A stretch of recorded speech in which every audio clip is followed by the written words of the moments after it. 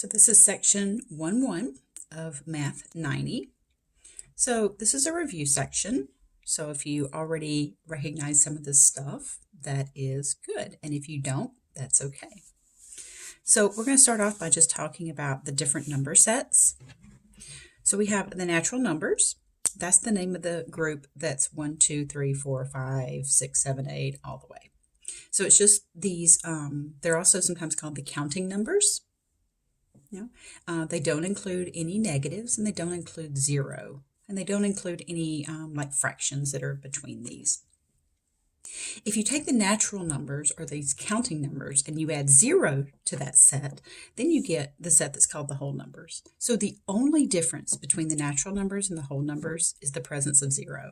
That's the only difference between those. And then we have the integers. Now the integers are just the whole numbers along with their negatives.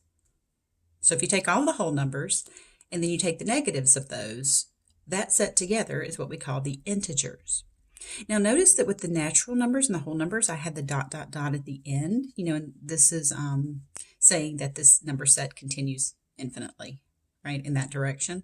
For the integers, I have two of those. I have that it extends infinitely in the positive direction, and it extends infinitely in the negative direction.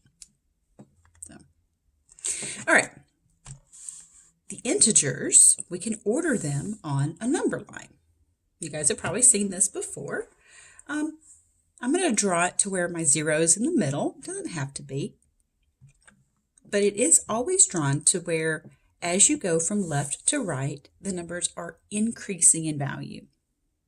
Okay, that's very important, that the numbers always increase in value as you move from left to right. Now, so hey, look at that. Example 1. So let's fill in the blank with either less than or greater than. Now, if you have trouble telling these apart, a lot of students just remember that this is like an alligator's mouth, and the alligator mouth opens up to the bigger number. You can also remember it by, look at this symbol right here. Look at it, look at it. Now look, if you tilt it a little bit, tilt it, tilt it, tilt it. It's kind of like an L, right? L for less than. Maybe that'll help as well. But basically whichever one helps, right? So these are the symbols we're going to use. All right, so I'm just going to put my finger over these so you can't see them. I didn't think this through ahead of time, huh? So which one of these has greater value, 15 or 26? Well, that one's easy, right? 26 obviously is greater than 15. So we put this symbol, which is less than. That means this sentence is that 15 is less than 26. So remember, the mouth is opening to the bigger number. Now, what confuses a lot of people is when you make these negative, that this gets a little confusing for some people. So which one of these has greater value? The negative 15 or the negative 26? Now, we're used to these positive numbers that we know how to order. These are a little trickier. You might say it's going to be 26. Well, if they were positive, yes. But think about this in terms of money. Which would you rather your bank account be? Negative 15 or negative 26? In which case do you have more money? If it says negative 15 or negative 26, well, that would be negative 15. That'd be better for you, right? Because you're less in debt. So this is the bigger number, right? It has the greater value. So we write negative 15, this symbol, which means greater than. So negative 15 is greater than negative 26. Remember how I said that the numbers increase as you move from left to right?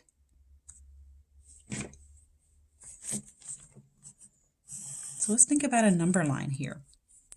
And as we're going along here with these negatives, we would get to, like negative 14, negative 15, negative 16, negative 17, blah, blah, negative 26, right? Right, so it would look like that. Now comparing this number and this number, the one that is farther to the right has the greater value. So this negative 15 has greater value because the values increase as you move from left to right. What I find helpful is to just kind of remember that the bigger negative has a smaller value. Because the bigger the negative, the more debt you have. Right? So the bigger the negative, the smaller the overall value. All right. So let's go to the next page. The answers are already there. Look away, look away. Okay, so yeah, I'm a spaz. Get used to it. So which one of these has greater value? Negative 30 or 0? Well, which would you rather your bank account be? Well, you'd rather it be 0, right, than negative 30. Also thinking about the number line, which one's farther to the right? Well, that would be the 0.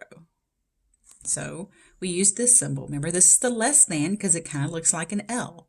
So this sentence is negative 30 is less than 0. Or you can think of it as the alligator mouth opening to the greater value number. All right, this is a good time to pause the video and see if you can go ahead and fill in the inequalities for these two. Okay, so which one has greater value, 50 or negative 700? Again, I'm going to keep coming back to, your bank account, right? Which one would you rather it be? Don't just look at the 50 and the 700. You can't just look at 700. It's negative. That means you're in debt. So would you rather your bank account say positive 50 or negative 700? Oh my gosh, well, you'd rather it be 50, right? Because this is a really small number. So that means this one's greater, so the alligator mouth is going to open up to this bigger number. So that's the greater than symbol. So this sentence says 50 is greater than negative 700. Now for this fraction, 1/3 and 1/5, these fractions, if you have trouble with fractions, it might be easier to change them to decimals. Okay? You can do that with just division. Now this is the calculator that I'm going to use throughout the course. It is a TI-30XS Multiview. Now the reason I like this Multiview is because of this screen. It's really tall and it's great for fractions. So let me show you. So like this N over D button is your fraction button.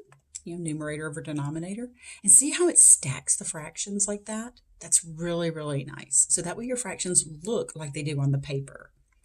So if we did 1/3, we hit enter, you'll notice it gives you 1/3, but we have a little toggle key here, this little white key with the 2 arrows.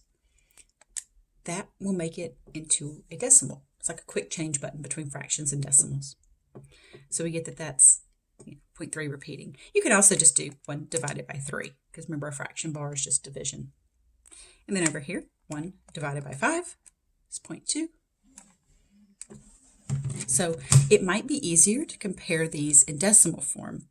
All right, well, comparing the place values, 0.3 is bigger than 0.2, so the mouth should open up to bigger number. All right, so next up, we have the term opposite. And all this is just kind of terminology leading us somewhere, okay? The opposite of a number is the number that is the same distance from 0 on the number line, but in the opposite direction, or in the other direction, okay? Now really, finding the opposite is super duper easy. Like so easy that you're going to doubt that you do it right kind of thing. You're going to be like, nope, it's a trap. It's not. The opposite just means the opposite sign. Okay? So 5. What is the opposite sign? Well, what sign is 5? Is it positive or is it negative? Well, it's positive. How do you know it's positive? Well, because no sign means positive. We don't write a sign if it's positive.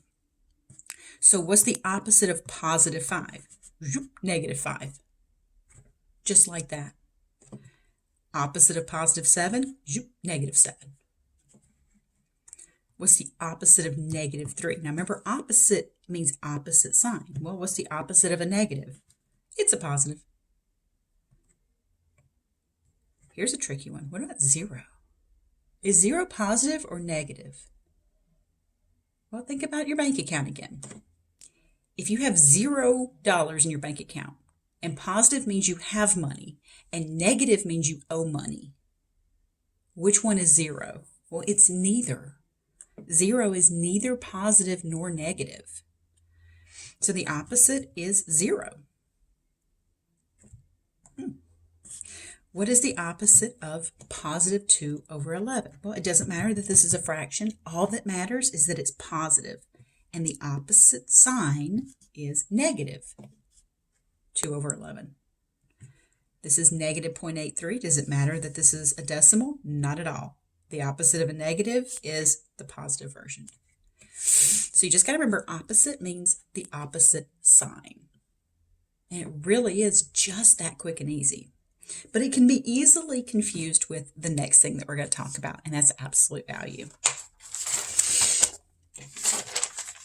So the absolute value of a number is the distance that that number is from 0 on a number line. We use these little bars to represent the absolute value. Now you want to be careful. You don't want to write these bars to where it looks like the number 141. You want to make sure that you can tell that those are bars. So, something about the absolute value is the distance that the number is from 0. Now, here's the thing. Distance is always positive. The direction may be negative. Okay? So, let me give you an example. Let's suppose that you drive to Target, and it's, say, 5 miles from your house. And you drive in reverse. You've gone 5 miles. You've just done it in a negative direction.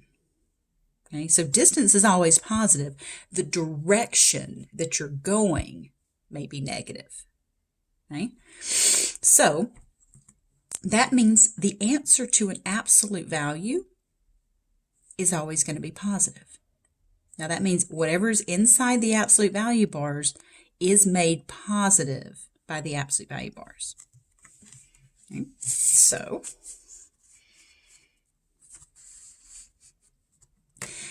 the absolute value of 4, how far on the number line, how far is 4 from 0? Well, it's 4 units to the right. So its absolute value is 4. Its distance is 4. How far is negative 4 from 0? Well, it's also 4 units. It's just in the negative direction. So here's kind of a little shortcut that might be helpful for you. The absolute value of a positive number is just that positive number. The absolute value of a negative number is the opposite. Right? So now we're using that terminology from the previous page. So the opposite of negative 4 is positive 4. So it ends up being positive. Okay, so this is a good time to pause the video and see if you can find those absolute values by yourself. Let me move. Don't look at the answers, look away. So see if you can find those absolute values on your own.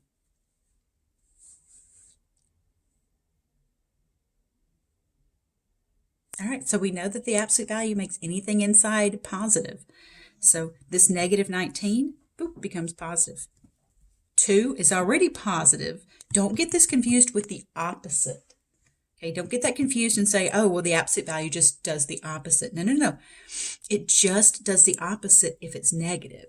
The absolute value makes anything inside positive. So if it's already positive, it just stays positive. 0, well, if the absolute value is the distance from 0, how far from 0 is 0? 0 units. Okay, so I said this earlier, but it's worth writing again. The absolute value bars make any number inside the bars positive. All right, so last page here.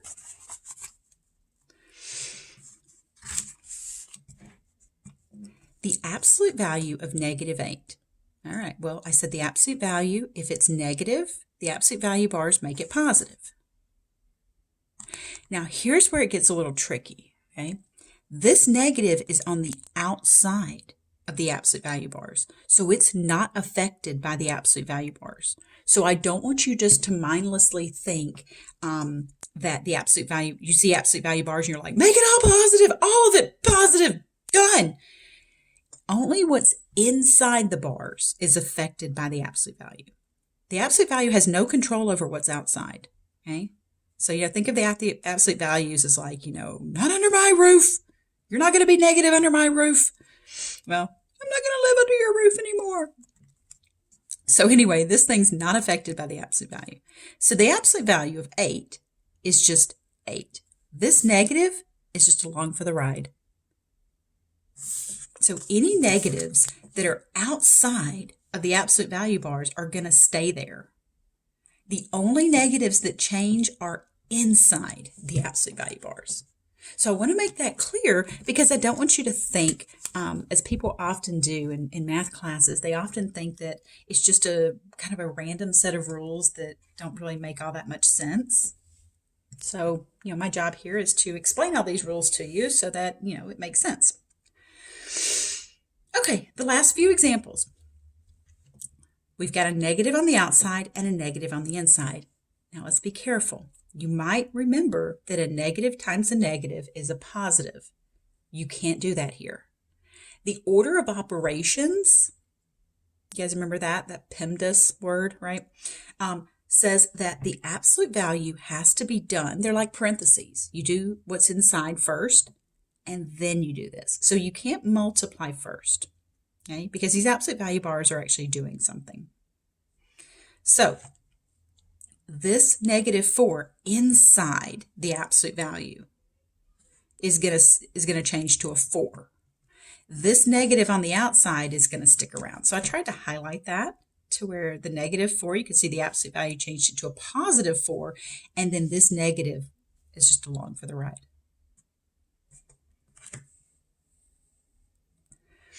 So negative on the inside is going to change to a positive because of the absolute value. Negative on the outside, along for the ride. Negative on the inside changes to a positive because of the absolute value. So inside negatives are going to change. Outside negatives are going to stay. That's just kind of a little summary. That's just kind of the way that I operate. I tend to show you some examples. I try to write little things kind of in real world terms for you. So, all right. So that concludes section 1.1. I hope that you're able to do the certification without any problems.